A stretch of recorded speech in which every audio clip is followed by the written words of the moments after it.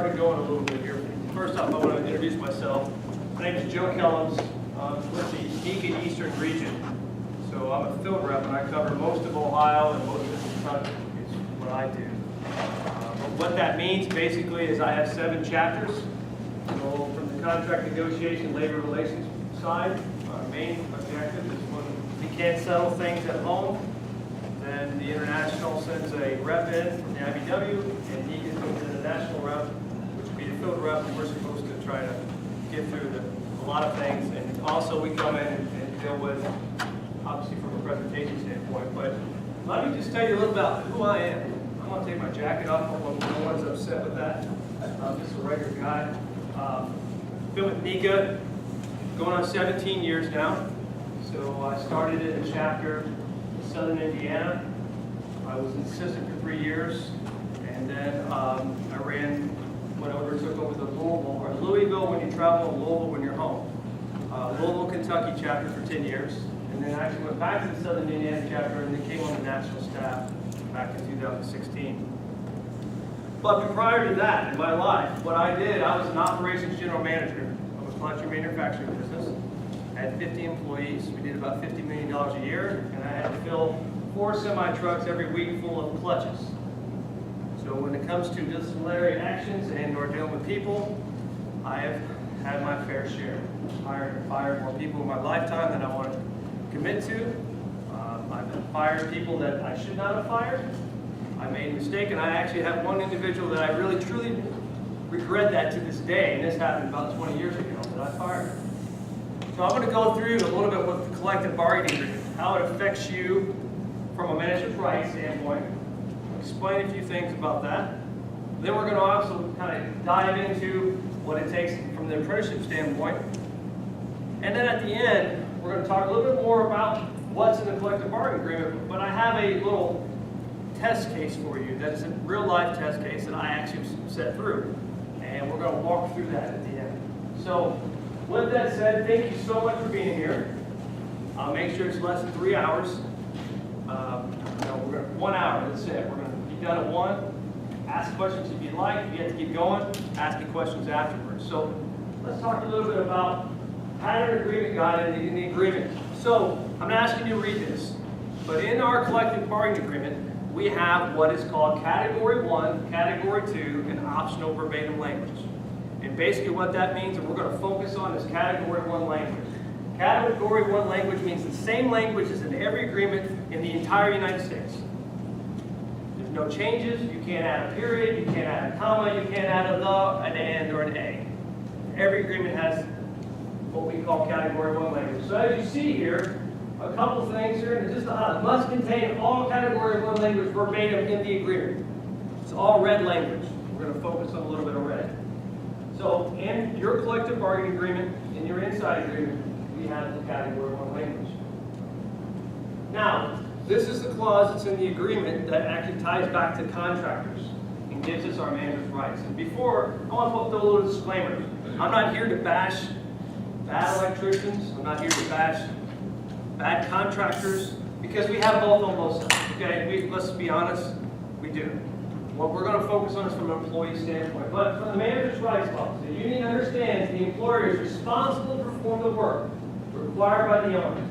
The employer shall therefore have no restrictions except for those specifically provided for in the collective bargaining agreement in planning, directing, controlling the operation of all his work, and deciding the number and kind of employees to properly perform the work, in hiring and laying off employees, and transferring employees from job to job within the local union's geographical jurisdiction, and determining the need and number as well as the person who will act as foreman, and requiring that all employees to observe employers and or owners' rules and regulations not inconsistent with this agreement, and requiring all employees to observe all safety regulations and is charging employees for proper cost. I don't read PowerPoints, but I wanted to read that out loud. And here's one thing, just pay attention. 2 things in that is really important to you as and or contractors, foremen, run a job as a journeyman, whatever you might be. The employer shall therefore have no restriction except for those specifically provided in the CBA, and requiring all employees to observe the employer's and or owner's rules and regulations not inconsistent with this agreement. back to what I said, Category 1 language. Category 1 language means it's in every agreement in the United States. I don't care if you travel, you're at home, that language is there for you. You'll be amazed on how many contractors do not realize that they have these rules in here. Now, what's so amazing about that rules is one paragraph. Why is it important that it's only one paragraph? We don't want to list multiple exclusions or this, that, and the other, because then you're handcuffed. The key point about the owner's rules and regulations not inconsistent with this agreement. It also applies back to the contractor or their company policies that they have. So with that small paragraph there, you have a tremendous amount of authority or guidance to run your company or your shops. Now, also in the collective bargaining agreement, we have a couple things in there. But more importantly, we have a referral procedure. Is everybody familiar with what the referral procedure is? Simply basically says the union basically providing an orderly procedure referral for absence for employment. So at our union halls, we have multiple books. Hopefully everybody's aware of that, but if you're not, there's 4 books at the union hall. You have book 1. Book 1 is your local guys. A lot of you are journeyman wiremen or technicians or residential guys, however you might be. The book 1 is the local guys. So obviously if you're a member of this local union, local 8, you assign book 1 if you're unemployed. As a contractor, we put in a call, we actually will get individuals off book 1. Book 2 would be a traveling journeyman wireman, technician, residential wireman coming in from another area. Book 3 is out of classification. Out of classification could be a technician, telling technicians signing book 3 of the inside agreement and could go out to work as a journeyman wireman. Now, with that, what I'm going to bring up is there's book 4. Now, book 4 is anybody.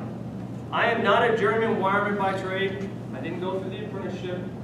I went to school. My degrees are in public relations and interpersonal communications. I paid for what I had to go to school for. You guys were very fortunate enough that went through the program and got a full-ride scholarship. But I'm also, my uncle's an IBEW electrician. My grandfather's an IBEW electrician. My father-in-law is an IBEW electrician.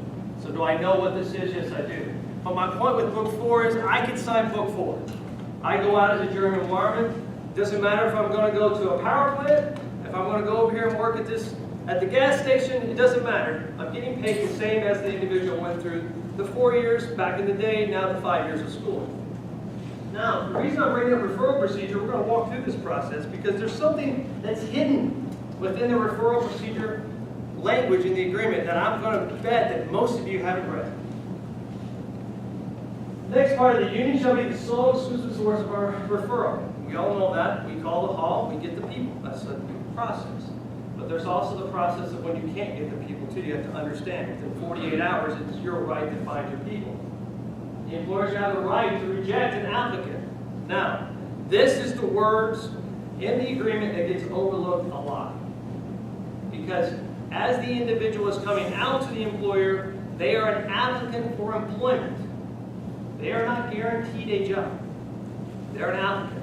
Now, you start the process, they fill out the paperwork, and you're going through, and they all say, oh, never mind, I don't want you. You can't do that process. That's in the process, you're hiring the individual. But you have the right to reject. That individual comes to you, they are an applicant for employment. So many of our contractors believe that the individual's coming to you, you have to hire them. You don't have to do that. Now, all of you, like I said before, there's the bad electricians, there's the bad contractors, but especially from the electricians that have chosen not to be a good electrician, you know those individuals, you don't have to take them into your shop. Now, the union shall select and refer applicants from one without discrimination. This is part of the referral procedure. Now, notice the language color. It's in red. Same language in every agreement in the United States. So once again, their book system. They have to set them up for a proper process. The employer shall advise the business manager of the number of applicants needed. Now, you don't have to tell them where they're going. A lot of contractors will make the mistake and actually say, I'm going to use the example of the McDonald's down the corner. I need 3 guys to go to McDonald's. So what happens in a local union, they believe that you're actually hiring those individuals to the job itself. In relation to what you should do, they should be sent to the shop, is where they should go. At At that point, you determine who they are, what they are, and if you want to keep them or not. Because what happens, and all of you who are owners or not owners or want to be owners, you send them to the job site, it goes to the foreman. What's the foreman going to do? He needs a guy. He doesn't care. He didn't care if it's Joe Kellams or Todd Moxley. He doesn't care. He needs a guy. Shows up and ends up, that's not a guy that you want in your company. So my strong suggestion to you is make sure, yes. On that, what's with the local says you have the right not to hire somebody only if they've worked for you once before. What you just showed me says doesn't matter. They're an applicant for employment. Yeah, and I'd throw two things out that might address it with that, but one of the things I'd remind everybody, Julie, a very important thing, that they're an applicant for employment. Sometimes we turn around, we would literally say we've accepted you, and then we reject you. Exactly. Be very, very careful that you do not accept somebody if you're thinking about rejecting them. Make sure that they know they're an applicant. You might want them to do a few things, do an interview, talk to them a little bit. Especially with book 4. We've had book 3 and book 4 going out this last year. And like they said, they could send somebody like me who knows nothing about electrical and send me to a little McDonald's job. That job's going to go into the tank. You know, I might be able to help with some material handling and this, that, and the other thing, but I'm no electrician. So you guys have to decide whether or not you're going to accept that person. And so, you know, make sure you exercise the right to reject before they go through any kind of work. Because some people, so we'll put you to work for an hour, we're going to look and see whether we want you. Once you put them to work, they're an employee, and you've just lost your right to reject. What Ray's talking about is the union is taking a position which is outside the collective bargaining agreement entirely. That if you have, if somebody has not worked for you, that you don't have a right to reject. That is not for this agreement.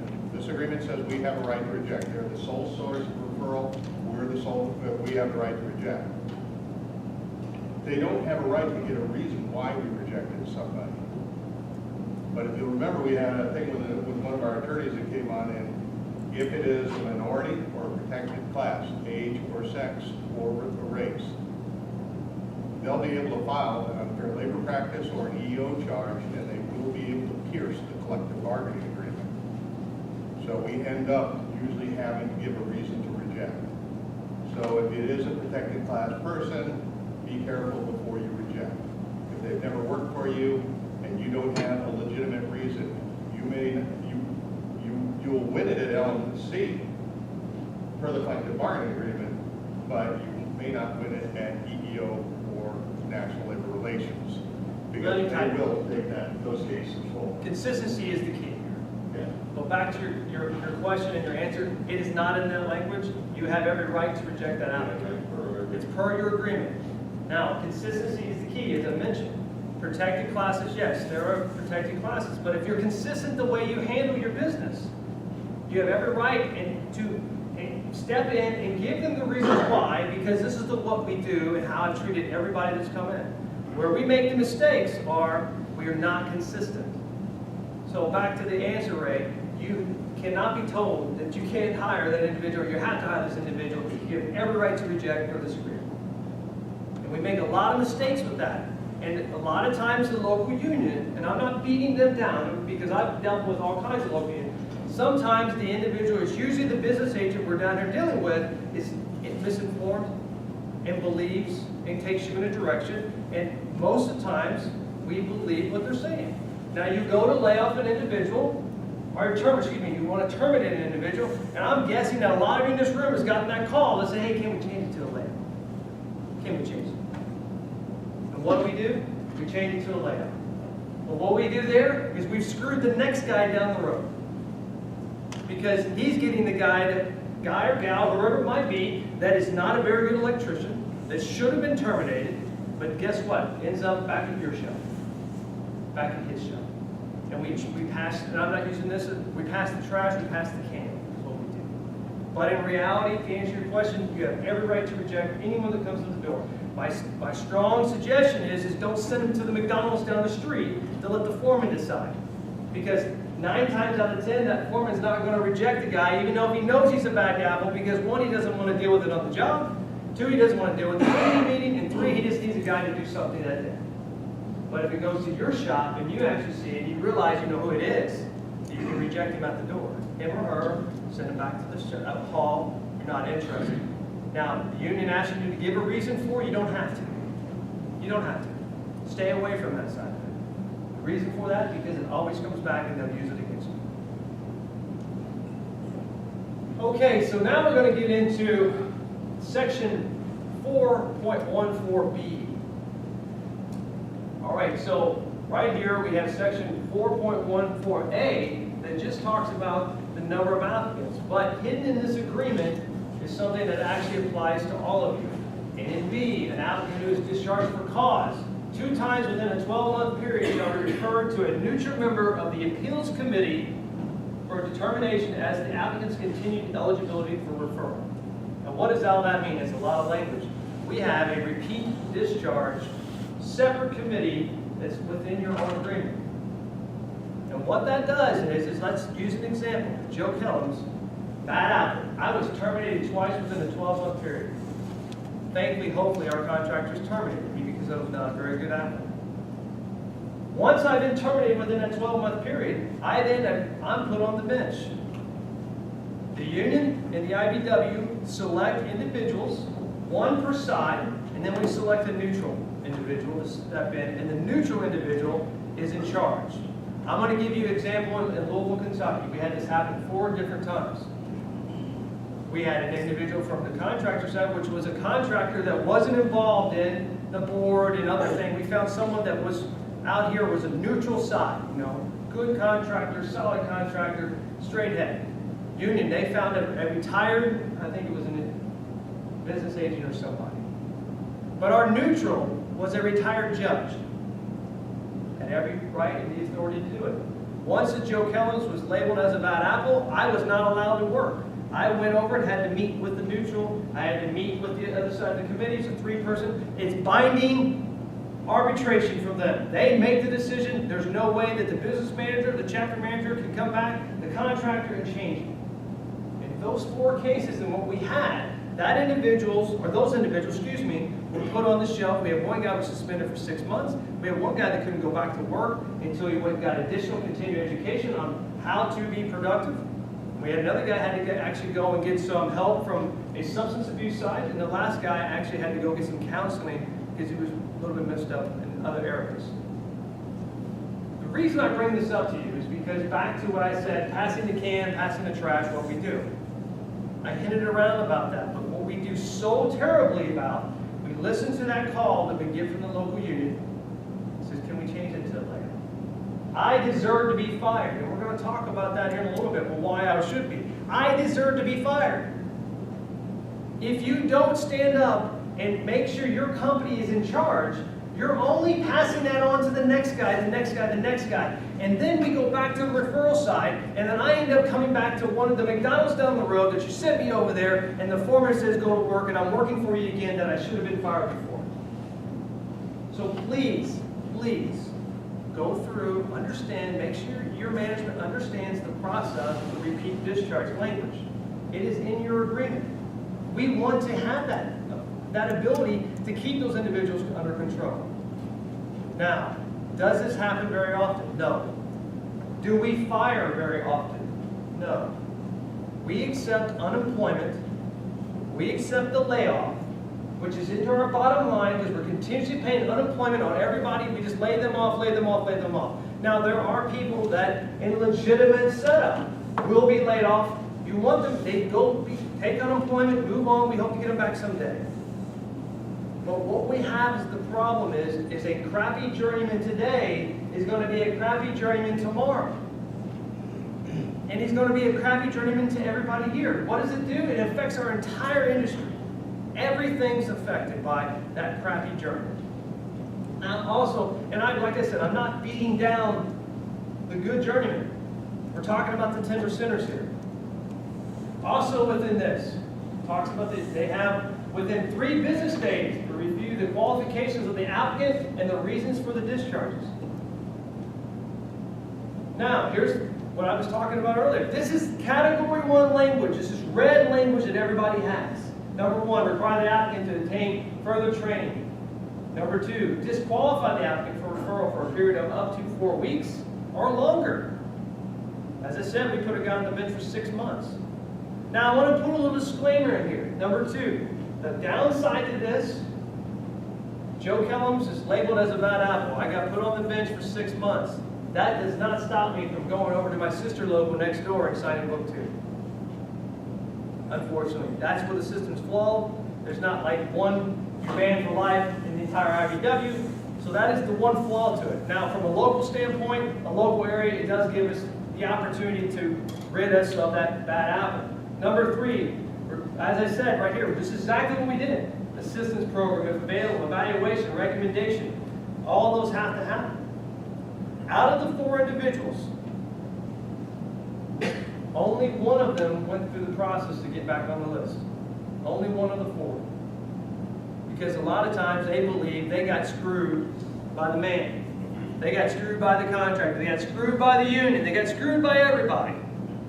So the 3 other ones, all they did is just kept coming to the local union meeting and blah, blah, blah, blah, blah, blah. Every month. Every month. Which, keep in mind, had nothing to do with the business manager, had nothing to do with the contractor or the chapter. But the one that did it, thankfully, ended up being a decent guy and got his stuff together. He was our substance abuse guy. He had some problems. But what I want you to make sure you're doing is evaluate your employees, making sure you realize that this is in your agreement. What I've always said, and when I speak to apprenticeship class, I speak to everybody else in different things, let the policies speak for themselves. You don't have to be the pain in the neck. You don't have to be the hammer. The hammer's in the agreement. So we go back to, all the way back, the applicant stage. Understanding. Now, we're going to talk about apprenticeship here in a little bit. Keep in mind, for those of you that came into the program, I don't know, whatever you might be, journeyman, residential, or technician, you had a 15-minute interview, maybe? Maybe? So we selected a 30-year person in a 15-minute interview. Okay? So what if they interviewed really well? What if they had the gift of the gab like I did? Guess what? We screwed up. So that's where it comes back to, all the way back in the beginning, the manager's rights clause, which is very, very limited in one paragraph, keeping you to have the control. You have to have the control. You got to stay on top of it. Now, you might think that I'm just up there talking and just, saying some words and throwing it out there, but I'm going to tell you, you'd be amazed on how many grievances that I've had as a chapter manager and as a field rep where this stuff happens today. And it'll blow your mind. It'll blow your mind on how many times we do this. So what I strongly suggest is understanding the language. Now, keeping this going a little bit, we keep talking about this section. This is back in the referral procedures again. Hey there, when an employer states modified requirements for special skills and ability, that is an exclusion in the agreement so that you can special cause. Now here's what screws you up with this. This is category 1 language, and right in the middle of this repeat discharge, they throw in this language, which means nothing to the repeat discharge. So my point being is that did anyone ever read the repeat discharge in your agreement? Did anybody know you had the repeat discharge in your agreement, that you had the control? Okay. I'm not just pointing out, we got about 30 people in here, not one of you knew about it. Age ratio clause you have in your agreement as well. Age ratio basically states if you're above a certain age, a lot of it's 50 or 55 years old, there's got to be a ratio on the job to keep them employed. Now, here's what's the weird thing. Now we go to 16. We go back to the repeat discharge language, and it talks about who's in the committee. Todd, do you have a repeat discharge committee? Yeah. Who is your committee? Chapter manager, business manager, and we hire a third party neutral that's paid for the MOCC. Tradition, who's your third party bid? It's an attorney out of Lamont, Marley, and Whitman. How many repeat discharge cases have you know of? 6. So you've had 6 repeat discharge cases. And it went to all the ones that you talked about. We referred back to for substance abuse, which suspended for 6 months. And a couple individuals just went away. Like they said, the man was out to get us. And an interesting thing, in the last election of the last business manager, the person who didn't meet the criteria tried to sneak back in under the new business manager. Literally right when Roy took office, this guy showed up at his hall. And he called me and goes, "Didn't you guys have something with him?" I said, "Absolutely. This guy is not eligible to go on that book because he did not follow the protocol. He never followed through with the third-party neutral. And that guy was not referred out. He was probably our biggest problem child in this industry. Everywhere he showed up, he's been a real problem. And he is not out to work yet today because he won't go through the process. So he won't go through the process. You're not eligible for referral. So it is helpful for us. And it's automatic. If there's 2 fires within a 12-month period, it immediately gets, like you said, the 3 days. It takes us a little bit to get the material. So I go to the contractors and find out why were they fire. Then I get that to the neutral third, and they make the decision. And they've been very, very good about making sure if they do go back to work, they have been plumbed up, and they are told if they come back before on a third time, they're going to be lucky to ever get out again. So my point being, within this your jurisdiction in your area, you had the system, you have a committee, you had 6, and nobody in the room knew about it. And not that is simply for the fact is that traditionally we don't broadcast as the chapter. We're not going out and saying, "Hey, review discharge hearing." Don't everybody know. We don't want to get ourselves in that situation as well. We don't know the outcome of the individual. Talks about, again, the committee, what we're supposed to do in the sections that we already went over. They have the power, the final and binding decision. I already talked about that. As you can see, this section is a little bit bigger than you thought it was. Once again, the rules, the standpoint of how they're going to, in accordance with the agreement. Now, we're going to fast forward here back to section 5. Article 5, section 5.01, apprenticeship. First, I want to just put a little disclosure out here, a disclaimer. I'm very passionate about apprenticeship. I've sat on the National Apprenticeship Advisory Committee for 10 years. I've been a JATC committee member. I have been a JATC chairman. And I'm going to tell you right now that for those of you that are part of the committees or have been part of the committees, you need to understand what I'm talking about. For those of you who haven't, this is where it meets, this is where we begin our process. I talked about the 15-minute interview. If we are not keeping our apprentices in check today, the crappy apprentice today is the crappy journeyman 30 years later. If we don't correct our apprenticeship today, we are doomed for tomorrow. Now, we have policies in our JATC. There's procedures in the JATC. But you will be amazed on how many times apprentices do not get reprimanded and or fired when they justly and should be fired. The difference is within this committee, and what I'm pointing out is that it's made up of half of our contractors. We have every right to step up to the plate to make sure and demand them to be better. Because when an apprentice is terminated, they have to go through a couple other steps that the journeyman doesn't have to. They immediately are in front of the committee. Immediately. They're off the job.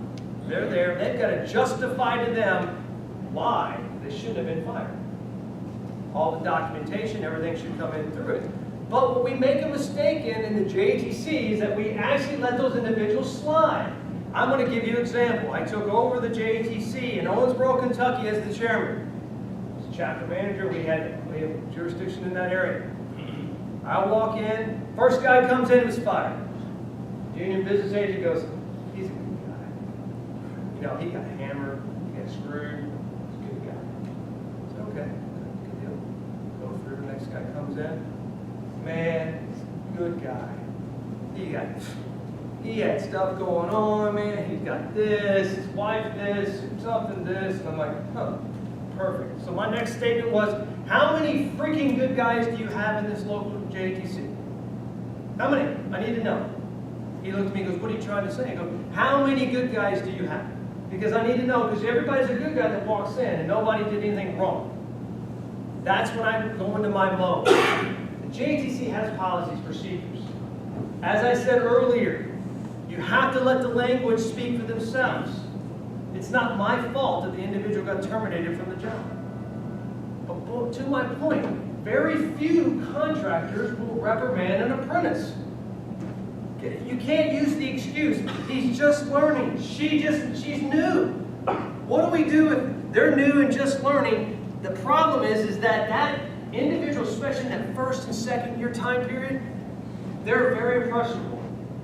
They listen a little bit more than that fourth and fifth year apprentice, and all of you out there know what I'm talking about. The fourth and fifth year apprentice gets the attitude, they get the guts to stand up, just say no. And unfortunately, the bad apprentices associate with the bad journeyman, and they learn from their peers. But you have to make sure at the contractor level that you're keeping the apprenticeship intact. The number one goal is to create a journeyman environment. We don't need any more bad journeymen. We got plenty. We need the future. And I give every single apprentice that comes to that JTC, they're an opportunity to be somebody. I tell them to be somebody. So I'm not labeling everybody, but boy, that third, fourth year, they're already becoming somebody, and a lot of them are going in the wrong direction. So when I go back to this, we're half of the committee. So keep that in mind. If an individual needs to be reprimanded, they should be reprimanded. Even when they're reprimanded, their reports, the apprenticeship reports, fill them out. Don't hand them to the foreman. What's the foreman going to say about apprentice? Anybody? Good worker. Shows up all the time. Phenomenal. Guess what? That guy probably misses more time than you even know about. You're not even told about. And it gets to the committee and it goes, well, wait. Todd told me that Joe Kellams was a piece of crap apprentice. Job report says the guy's amazing. Does anything we ask him to do. But guess what? It got filled out by the foreman that he's working with every day. You've got to dive into that. You've got to create the future of your companies. And by handing it off to someone else to do it, you are putting your company at a downward spiral the wrong direction. We all know what we do out there. We know the non-union is coming in and they're very, very strong and they know how to do the work. Nationally, they're doing 70% of the work. So do we need to create more bad journeymen? No, we don't. Back to the apprenticeship. Issues concerning apprentice or apprenticeship shall be referred to the JTC review, evaluation, resolved per the standards and policies. If they deadlock, it goes to labor management. So even if we terminate that apprentice, the JTC comes in, or the JTC committee guy comes in and he's got a great story. Great story. Union believes it all. They say, nope, we're not upholding the termination. And NICA says, nope, we're holding up the termination. It deadlocks. It goes to labor management now. Labor management is assigned and developed by your president of your chapter. He selects his committee. The union president selects a committee. They come in and meet. Now we use the example. Joe Kellams, the bad apple apprentice, we're deadlocked to there. We're deadlocked to the JTC. Now we're deadlocked to labor management. That's when I come in, the field rep and the IO rep. We come in to try to settle. My point being, sometimes you got to stand up and go, no, I'm not doing it anymore. That guy's a bad apple because today's a bad apple. Tomorrow's he's even more of the worst apple you can make. So please, listen to what that says. Now, in disciplinary procedures, you use the terms proper cause or just cause. How many in this room have company policies? How many in this room have company policies that addresses the progressive discipline? Verbal, written, termination. Everybody? Okay. Okay, employees expect management to act in a fair, objective, consistent manner. We all agree with that, right? We're going to teach everybody the same way, or treat everybody the same way. And I said earlier, this is where we get ourselves in a trick bag. This is where we stab ourselves in the foot by saying, Todd, dude, man, don't. All right? If you're late one more time, your ass is fired. I'm done with you. And guess what happens? They're working out there on the same site. He knows he was late, and he knows he was late. He knows he got his butt chewed out, and Todd didn't. Okay? You have to be consistent. You've got to apply those consistent manner to everybody there. Because if you don't, you get yourself caught. And as I go back, and I'm going to tell you, I went through 12 unemployment hearings in my lifetime. I won 11. 11 to 12. Now I was in Indiana. I won 11 to 12. I lost the one because I didn't have consistent process to remove the individual. I'll be very honest with you, he was a complete pain in the ass. I had enough. I was tired of this guy, and boom, you're done. Fired him on the spot. My other 11, I went through a process. And what I did, and I'm going to let you see those behind me, what I did is as a general manager, an operations general manager. Now, it's no different than all of you out there running jobs or hearing this stuff. I heard every excuse in the world. Everything. But I was consistent. Todd came in late. Todd, you got a policy. Made sure they all had the policy, of course. Look, you're late one more time, it's going to lead to a written warning. Okay, we walked through the process, gave me an excuse, you had a flat tire, this, that, and the other, you name it, it's all. I had it all. Perfect. Todd, we understand each other, right? Correct. Now, what did I do? What did Joe Kellams do? This is what I did. I went over to my computer, pulled up Word, and I just started typing. That's all I did. Pull out our letterhead, put it in the printer, printed it off, date, I signed it, put it in Todd's file. On the verbal. Nobody does that. Nobody does it. But everybody should. You know what happens then in my 11 cases? I walk in because guess what? The written warning came in. Todd was late again. And I would tell him, okay, Todd, look, I got a written warning for you. And 30, 60, 90 days, and if I didn't like it, it could be 6 months, whatever it was going to be. But if you're late within 90 days, it may lead to termination. Now keep in mind, verbal, written termination can happen in the same day. So guess what? I had that, and I already typed it up. I had the written warning out, boom, boom, boom, Todd agent signed. On my letterhead, I got it dated. I'm the operations general manager. I signed it. Todd can agree to sign it or not. If he refuses, I threaten him with his job. Noted in the paperwork, if he refused not to, sign it, he signed it, boom, walked back over, threw it in the file. Nobody does that. Guess what? 30 days later, Todd comes in. Another damn excuse. I think, Todd's had 15 flat tires in his lifetime. Walk right up. Todd, sorry. I've already given you your verbal. I've given you your written. And what I need you to do, I need you to sign this termination. Did they sign it? 9 times out of 10, no. Pull it back. Take it back to my computer, type in, refuse to sign. Boom. File. Guess what happened? Todd does. He goes and applies for unemployment. No. I don't care if he's a good guy, bad guy, whatever. He didn't apply to our rules. Because if I wasn't consistent with Todd, you see it as well.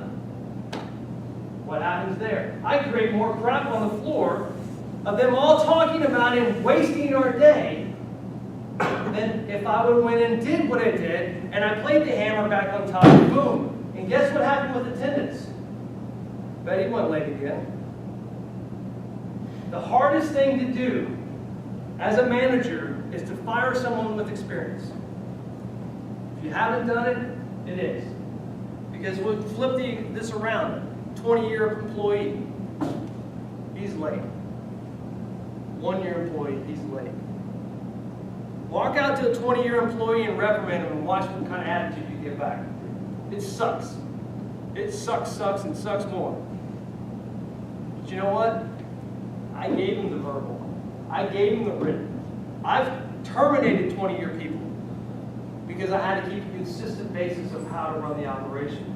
It's no different than your job sites. No different. You have company policies. You've got to make sure company policies are followed. If we follow our process, you can get into policies, and some of you might have like 19 steps. We're going to give you the second verbal and the third verbal. We're going to give you the third written warning, and then we're going to give you suspension. Then we're going to do this. Guess what they want? They want the suspension. They want to go home. They do. Let's be honest. They know they got a job. I'm going to talk to you about the one I screwed up, the one I regret to this day. And I bet I've fired 100 people in my lifetime. The one guy, first baby, he didn't decide to come to work for 3 days. 22-year-old kid, got a new baby at the house. I had kids, I understand. That kind of work. Bring him in the office. Comes back, he's all shiny, he got pictures, he got everybody, he's got cigars for everybody.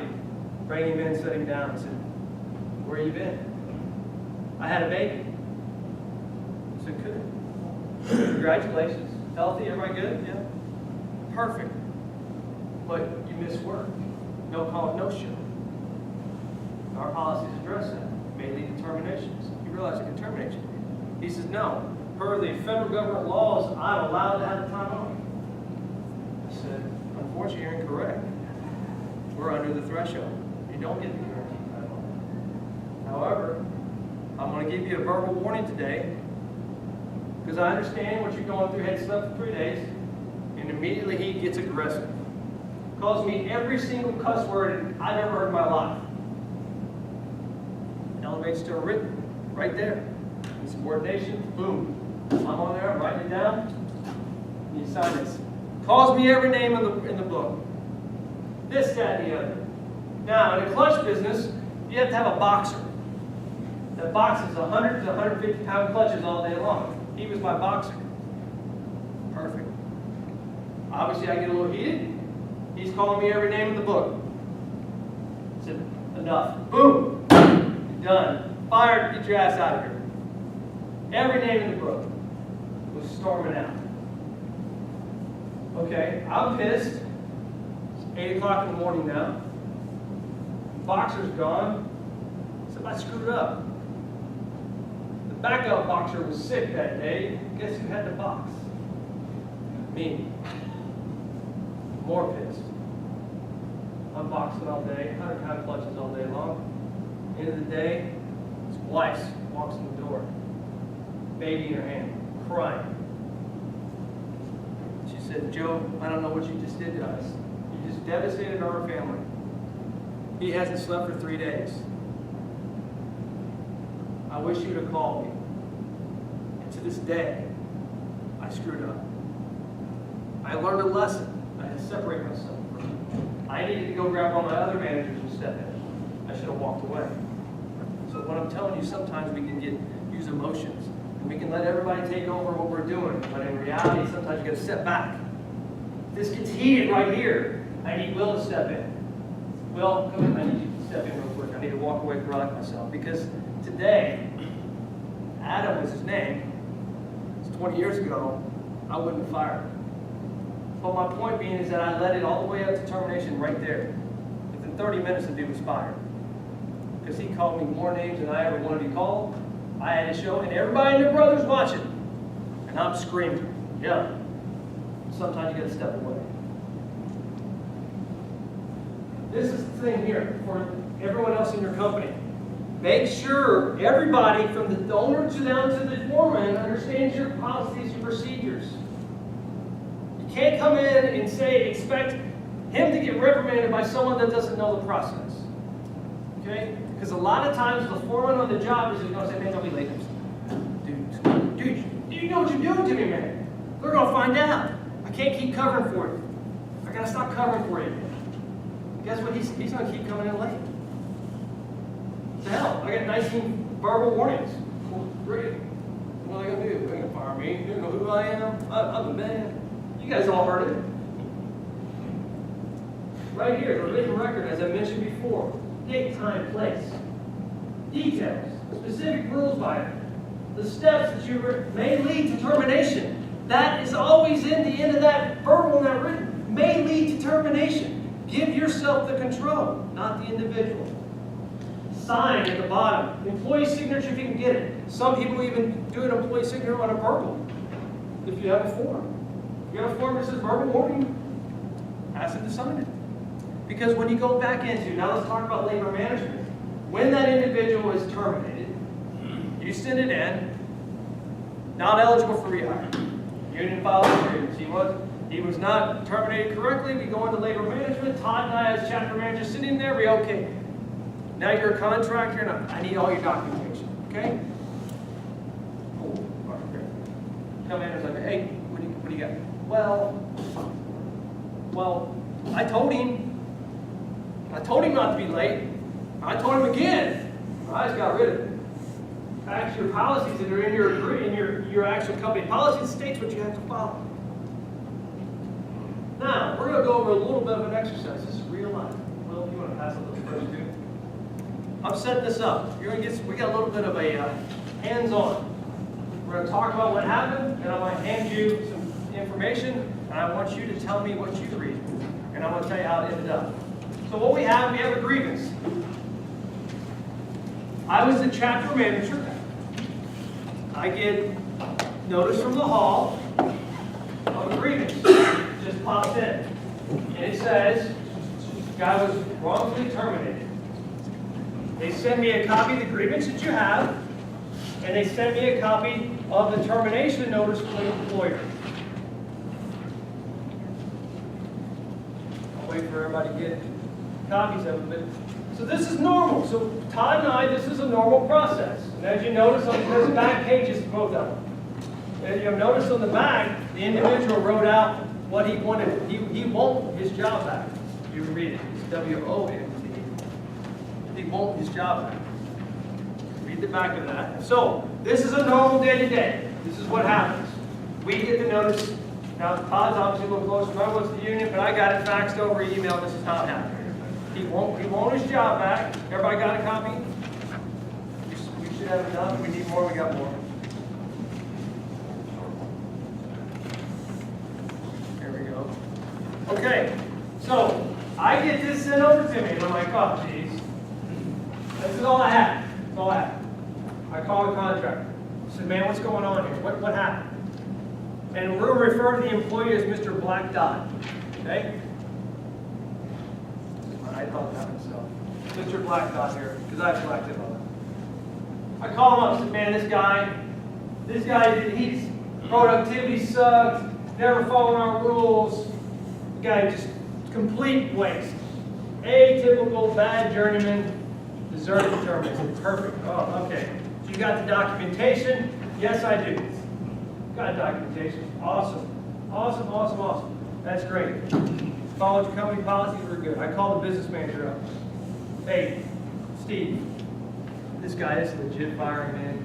He's been warned, he got followed the policies. Everything's in place. Everything's in place. Cool. He said, no joke, sorry, it wasn't followed. Well, if you pass out the next group, it would be great. Policies weren't followed, we're fighting this. Said, no, come on, man. This guy was trash. Trash. I said, doesn't matter. Doesn't matter. They didn't follow their procedures, and we're going to stand up to them. I call a company back.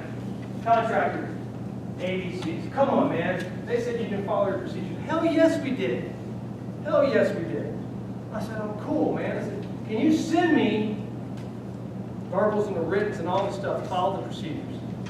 I said, according to company policies, correct? He said, yes. I said, awesome. Perfect.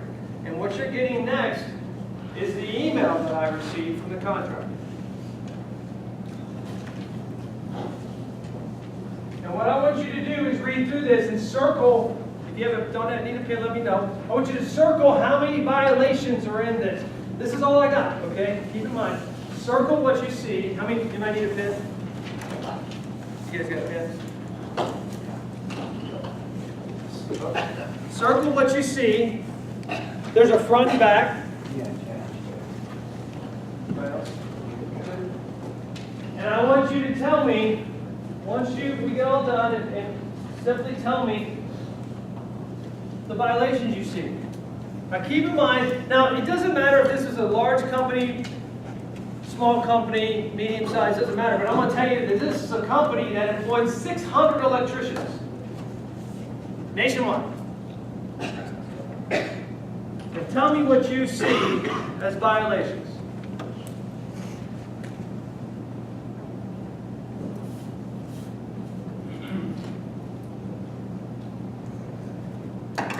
Didn't work?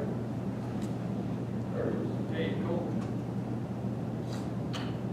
See what you see. Now keep in mind, this is a pretty sizable job. Would have had area general foreman, project managers on it, a lot of people from the company there.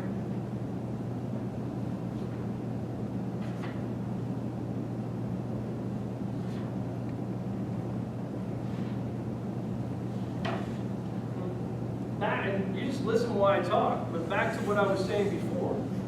A formalized system, verbal and written, process is signed by the company. All that, right? Does anybody see any of that?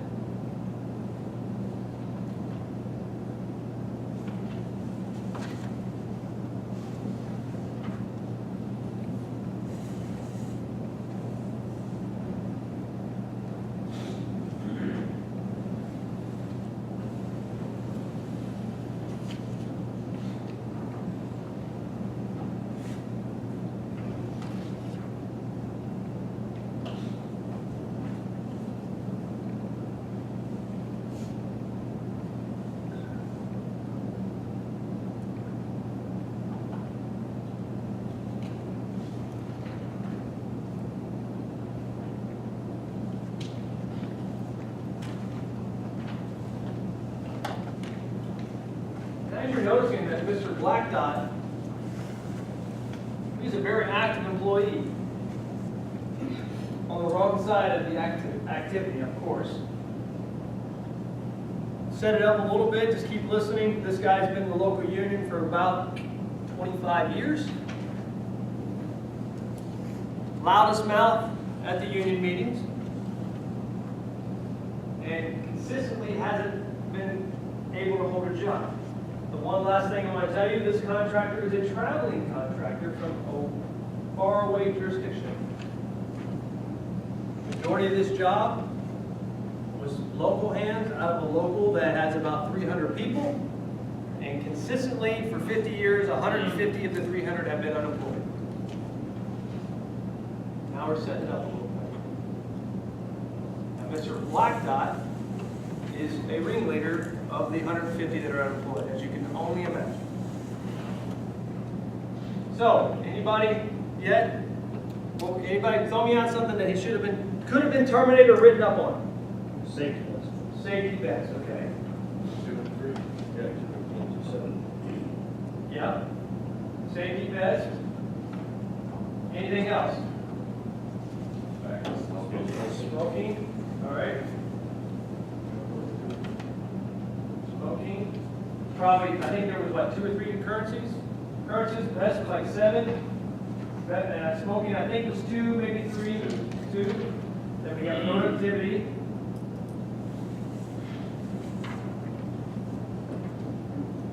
Anything else? About the basic property. Defacing property. Well, let's put that in perspective. I think it's defacing the property, but I'm trying to use a word here. We'll go with that. I'm just going to put property.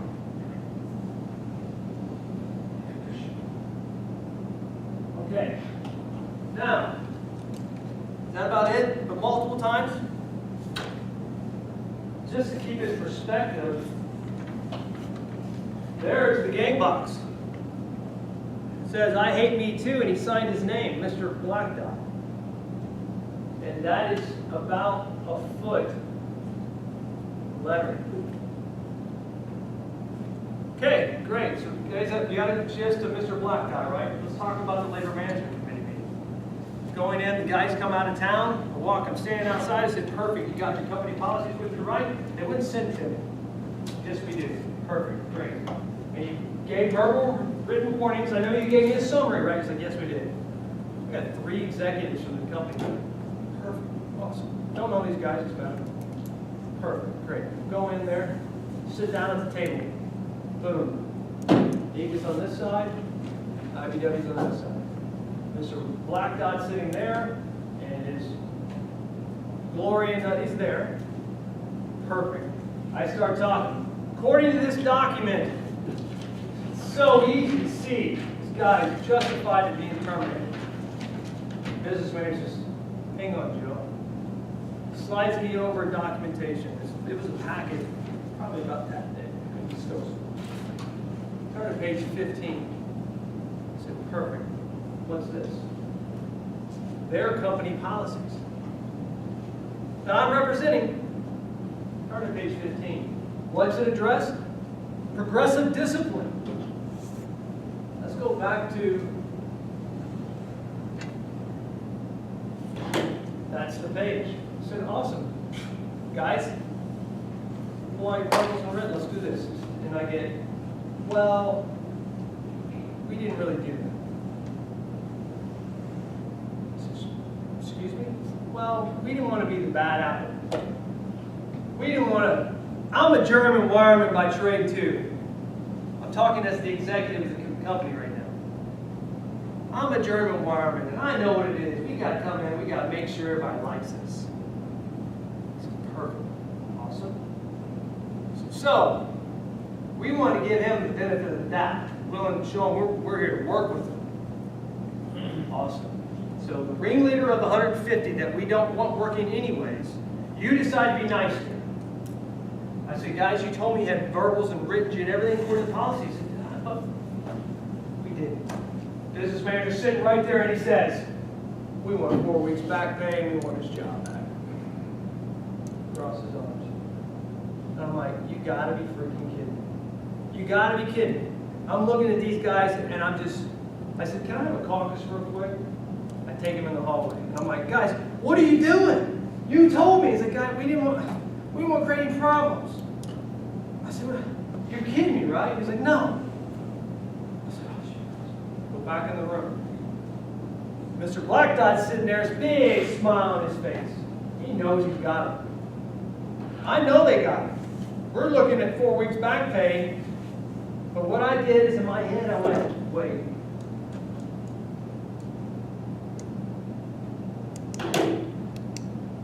Graffiti, you're facing company policy and procedures, our customers saw this.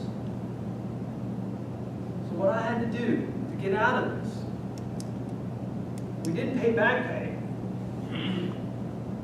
but we had to take the guy back. I traded the back pay for the graffiti and gave him his job back, and the contractor wasn't out any money. Where we screwed up, and I'm telling you, this is a 600 electrician company. This is a big company. Travels all over the place. They didn't follow their own damn policies and procedures, and all they had to do, instead of giving me this, that their executive wrote up the day I asked him to write it up, all they had to do is, like I told you, with that verbal, Todd, you got a verbal warning for not wearing a safety vest. You do it again, it's going to read to a written warning. Todd, you don't have your safety vest on again. Here's your written warning and may lead to termination. Todd, you're terminated for not wearing your safety vest. Yes. Isn't the safety termination automatic? So what it ends up, They're putting our company at risk. thank you. But right, if we don't acknowledge it or do anything, all this was is a guy standing across the room. This is what happened. Todd didn't have a safety vest on again. That's what happened. You're exactly right. It's grounds for immediate termination. You're violating safety rules. You can take it all away. The customer could ask you to be off the job site. We never did anything about it. This is a multi-million-dollar job over the scheme of all the trades there, and we weren't even following our own policies and procedures. Now that's the one. Smoking. Boom. Productivity. Now it's so very hard to address productivity. But in there they gave a very good explanation of productivity, and I believe he had every right to be written up for productivity. Did we write him up? No. We sat back and complained to the #1 ringleader of the 150 we don't want and said, you're not doing productivity right. I'm sorry. We walk. What's your definition of productivity? Exactly right. But in this case, you had every right for justification to at least give him a verbal and a written to address the productivity. So when it got into labor management, we still have to fight it. And I agree, because even labor management is very hard to address productivity. But you can't have guidelines to show, because if it got to this case, if over his productivity, we wrote him up, verbal, written, determination, and gave the examples, and the labor manager can give us some teeth to work with. Todd and I can go in and say, look, here it is. We got pictures. We got show. This is what he did today. Now I know he might work hard faster than me. And it doesn't matter if it's bending conduit. He might be very good at it. I might not be. Maybe I pull wire better than he does. It doesn't matter. Well, even those percentages, based upon what we have here in writing, we have every right to at least write him up. Every right to probably terminate him and fight in labor management. We did none of that. But what did I circle and focus on here? I had to go to property damage.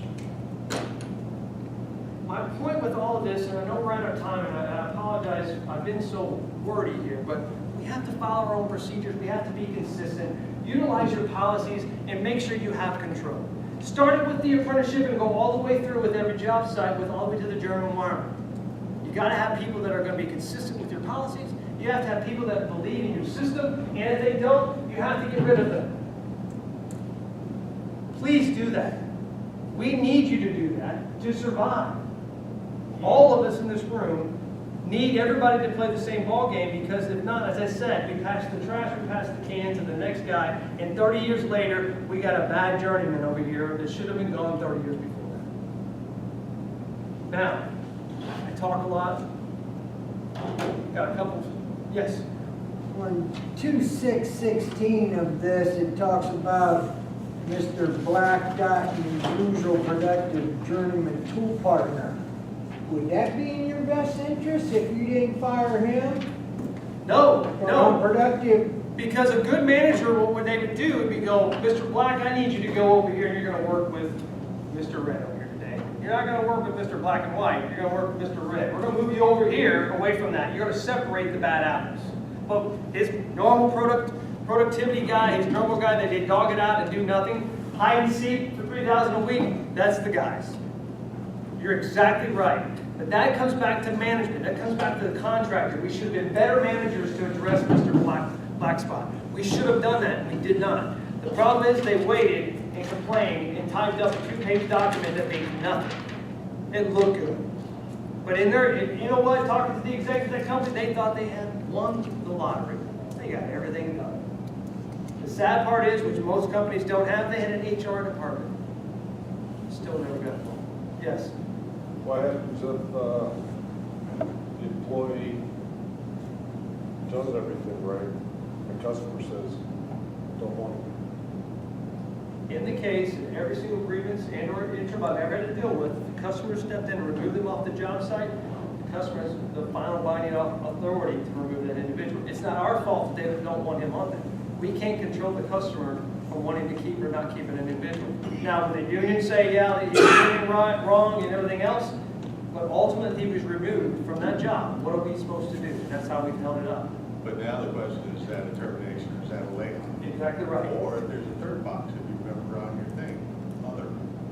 There is a, Now check the other, and owner removed them from the site. exactly. Now you They, still challenge, don't go to the layoff, because if you go to layoffs, you got unemployment. they removed them from the site, we have no control of that. You don't have to terminate it, but still don't give them the layoff. Any question?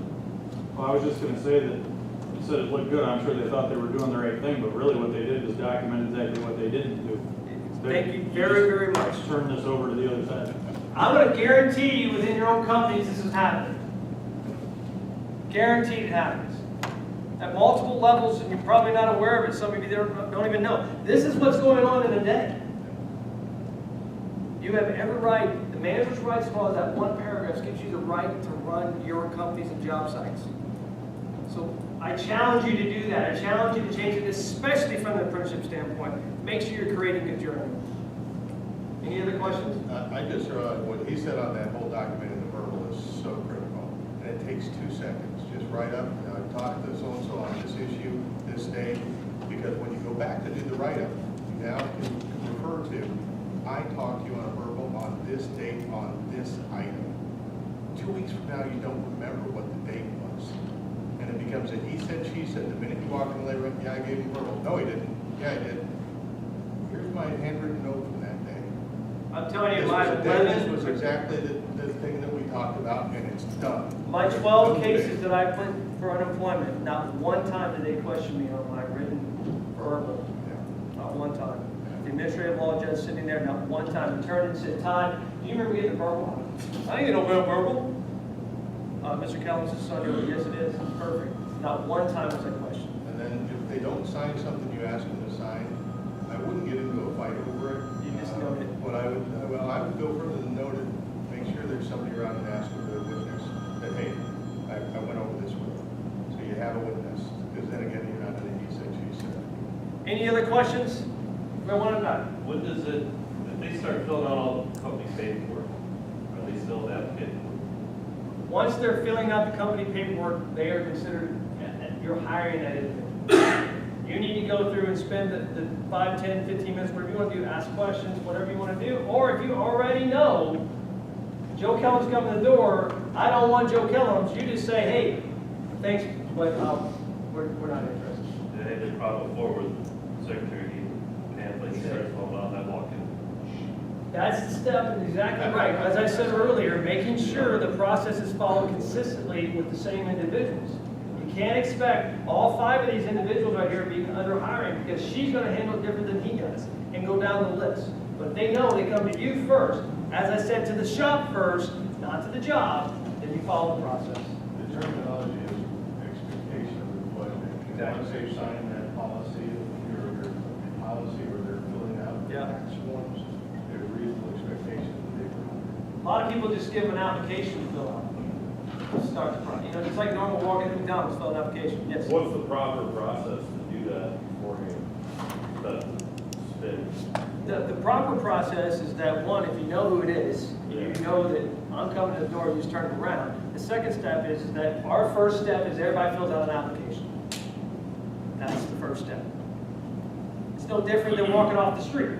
So after that application's filled out, you can Yeah, just if say, you're asking for social security numbers, you're asking for this, how to fill out, how you want this directed, we got a 401k, whatever you're doing, you're hiring in. And I would just remind everybody, we are going into book 2, book 3, book 4. I mean, this is a real rare situation, so some of the people coming on out are not people you necessarily want to hire. Exactly. Or You've got you to- can utilize on that job. So once you've hired them, now you gotta go through the process of terminating them for not being able to do the job. So I'm gonna if I chime had in book real 3, quick. I would be doing an interview saying, please give me your skill level, because ultimately you're gonna be responsible for their safety. And this may be somebody who had no knowledge, who's now going on out, and you're putting them in harm's way. Stay on top of the process of progressive discipline when you're filling calls with book 3 and book 4. What I'm saying is that make sure you're paying attention to the verbals and the writtens and things. Don't let a book 3 and book 4 guy go out there and just stand around, especially a book 4. Because if they're not getting specific instruction, directions from a foreman or a journeyman, you're paying them a lot of money to stand around and do nothing. Yes, Ray. Make sure the same rules don't apply to any premises that we're talking about. What do you mean? As in, we can't refuse the premise there. No, and thank you. The difference in apprentice is that an apprentice is placed. They have a different set of guidelines than the committee themselves, the governing body. So they're placed with you. However, that doesn't stop them from being terminated and or written up. And if you write up an apprentice for whatever, attendance or whatever, you make sure you send that write-up into the JTC to the committee. Send it in every time. Because guess what happens? The committee gets it, and then Joe Kellams is sitting in front of the committee having to explain why I got a verbal or a written warning over my attendance, my productivity, or whatever it is. So make sure you're staying. But thank you, Ray. All right, any other questions? I went over 8 minutes, and I do apologize. Well, thank you so much for your time. I really appreciate it. I have my business card if anybody would like one. If you ever have any questions, comments, concerns, call me. I've been there, done it, and if I haven't, I know guys that have.